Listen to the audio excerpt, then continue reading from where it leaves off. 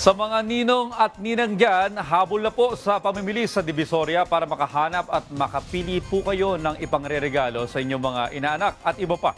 Kung magkano ang ilan sa mabibili doon, alamin natin sa report ni Denise Osorio. Dagsana ang mga namimili sa Divisoria habang palapit na ng palapit ang Pasko at marami pa rin ang humahabol sa pamimili ng pangregalo para sa pamilya, mga inaanak at kaibigan. Sa gitna ng siksikan, aminado ang mga tindero at tindera na hindi rin naging madali ang bentahan nitong mga nakarang araw, lalo na kapag umuulan. Ayon sa ilang mga vendor, kapag masama ang panahon, nahihirapan silang mag-display ng paninda at mas pinipili ng ilang mamimili na mamili na lang sa mall. Sakto lang po. Parehas lang naman. Ganon din naman. Kasi yung mabili lang yung bargain. Yan.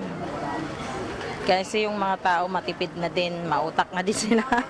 Pero patuloy pa rin namang dinarayo ng publiko ang Divisoria dahil sa abot-kayang presyo ng mga panregalo. Para sa ilang mamimili, mas praktikal ang pamimili rito kumpara sa mga mall.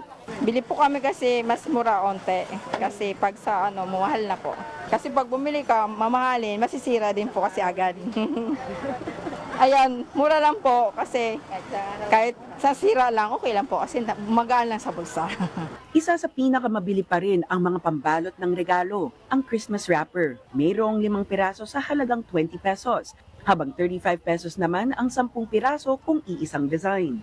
Ang paper bag, naglalaro mula 15 pesos para sa maliit hanggang 50 pesos para sa extra large. Ayon sa mga tindera, kasabay ng pamimili ng regalo ang pagbili ng pambalot. Bukod sa wrappers, patok na patok ang laruan at karamihan ay mabibili ng 4 na piraso sa halagang 100 pesos. Para sa mga bata, mabenta pa rin ang mga damit, kabilang ang dress para sa mga batang babae na nasa 100 pesos at mayroon pang mga offer na 2 for 150. Ang pares ng pantalon at t-shirt para sa batang lalaki nasa 180 hanggang 360 pesos. Kumpleto rin ang pagpipilian sa sapatos ng mga bata hanggang size 35, mula 250 pesos para sa closed shoes ng girls, 350 pesos para sa sandals at sapatos ng boys, hanggang 450 pesos para sa rubber shoes. Bukod sa tradisyonal na regalo, uso rin ngayon ang mga praktikal na panregalo gaya ng beach towel na nagkakahalaga ng 75 hanggang 100 pesos, unan na nasa 100 pesos, at maging bedsheet na pasok pa rin sa budget.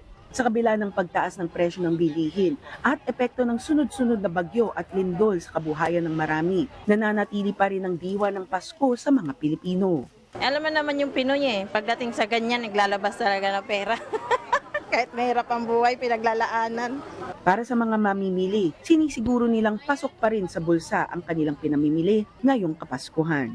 Denise Osorio, para sa Pambansang TV, sa Bagong Pilipinas.